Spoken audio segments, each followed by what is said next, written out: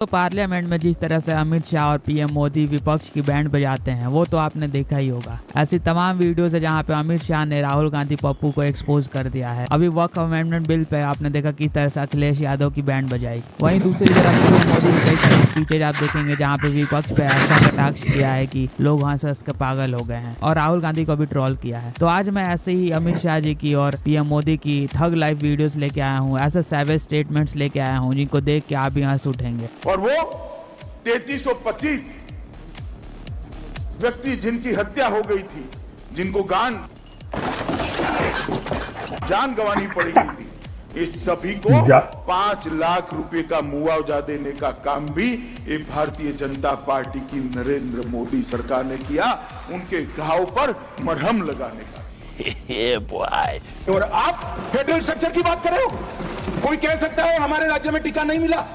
टीका तो हम सबको देते थे, लगाने में राजनीति होती थी, मोदी टीका कर लोगों को रोक रहे थे। और जब देखा कि ये तो अब काम में आने लगा है, चुपचाप अंधेरे में 2 टीके लगाकर घर में बैठे अंधेरे में।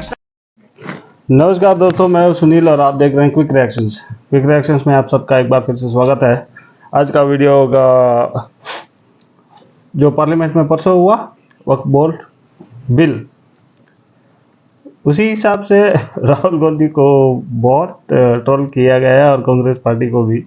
चलिए देखते हैं वीडियो में क्या है। और इसमें होने वाले हैं अमित शाह और नरेंद्र दामोदर दास मोदी। चलिए देखते हैं क्या इन्होंने किया, कैसे खिल्ली उड़ा दिया इन लोग का। चलिए देखते हैं। राहुल गांधी कहते हैं कि वो 10 दिन से कोशिश कर रहे हैं पार्लियामेंट में कुछ कहने की, आप इजाजत ही नहीं देते उनको, सरकार बोलने नहीं देती। देखिए नाविका जी, राहुल गांधी को शायद मालूम नहीं होगा, आपको तो मालूम होना चाहिए। पार्लियामेंट में बोलने के रूल होते हैं। बजट पर चर्चा हुई, उनको 42% टाइम दिया गया, जो उनको तय करना है किसको बोलना है। हम कैसे रोक सकते हैं? सब डिपार्टमेंट पर चर्चा हुई, बड़ा 40% टाइम विपक्ष को दिया गया। वो विपक्ष के सम्मानीय नेता है, वो वियतनाम थे। कैसे बोल सकते? फिर जब मैं आऊंगा तब बोलूंगा। ये पार्लियामेंट है भाई, ये पार्टी का दफ्तर नहीं है। यहाँ कुछ रूल्स बने हैं, नियम बने हैं, और फिर चिल्लाते रहना सिंपैथी प्राप्त करने के लिए। सिंपैथी इस तरह से प्राप्त नहीं होती है। मैं राहुल गांधी जी को इस मंच से पूछना चाहता हूं, आपकी पार्टी को कितने घंटे बोलने के लिए टाइम दिया और आप क्यों नहीं बोले? उनको बोलना चाहिए था अपनी पार्टी के इस समय में, मगर वो बोले नहीं। और जब किसी और का समय होता है खड़े हो जाते हैं, मुझे बोलने दीजिए। ऐसा प्रिविलेज है यहाँ नहीं होता फैमिली का, वो कांग्रेस पार्टी में होता है। आप क्रोनोलॉजी समझ लीजिए।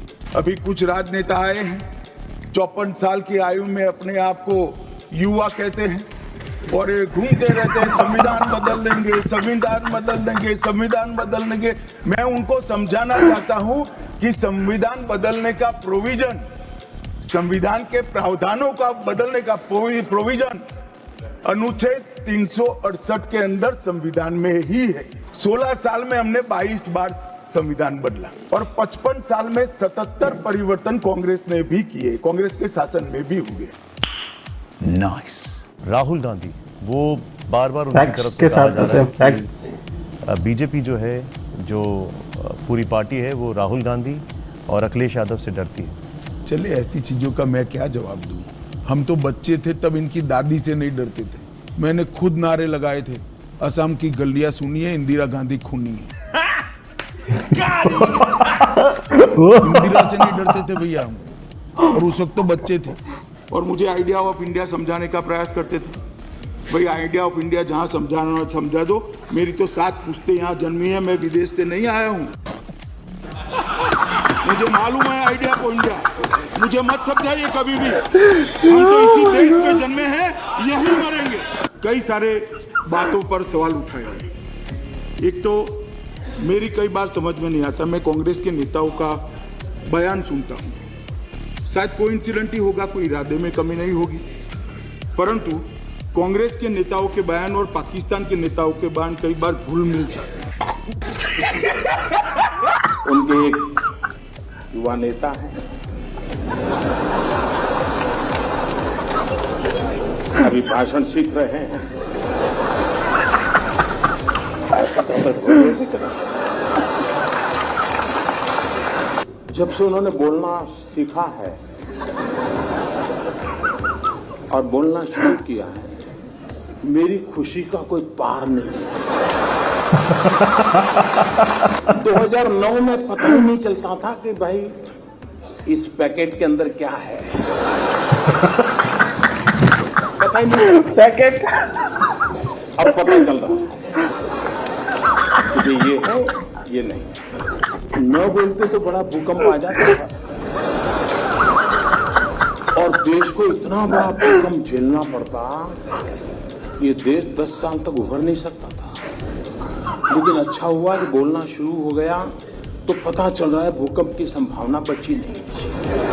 तो देश की जनता समझ गई जी। इन्होंने बड़ा मजेदार कहा, उन्होंने कहा जिस देश में 60% लोग अनपढ़ हो वहां मोदी ऑनलाइन बैंकिंग की बात कैसे कर सकता है।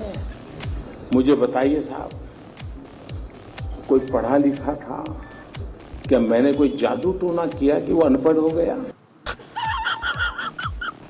ये 60% अनपढ़ थे। ये रिपोर्ट कार्ड आपने किसका दिया जी, जरा बताओ तो। भाई बहनों, ये क्या कर रहे हैं उनको भी समझ नहीं है। लेकिन अच्छा है, किसी का काला धन खुल रहा है तो किसी का काला मन खुल रहा है। आप मोबाइल फोन के पीछे देखो, शर्ट के पीछे देखो, जूते के नीचे देखो, मेड इन चाइना दिखेगा। कल एक महाज्ञानी कांग्रेस के कह रहे थे कि भारत के पास, यहां के सब लोगों के पास made in China mobile phone होता है। अरे मूर्खों के सरदार, इस दुनिया में रहते हैं लोग। कांग्रेस के नेताओं को अपने देश की उपलब्धियां न देखने की मानसिक बीमारी हो गई है। पता नहीं विदेश के वो कौन से चश्मे पहने हैं कि उनको देश की स्थिति का पता ही नहीं दिखता है।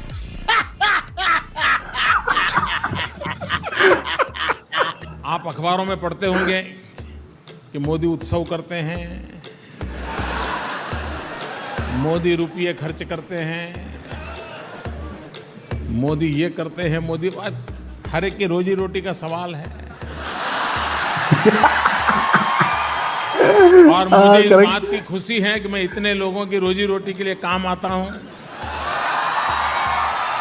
मित्रों, मौन भी बिक सकता है, ये मैंने कभी सोचा नहीं था। मैंने पहली बार अनुभव किया, इस देश में मौन भी बिक सकता है।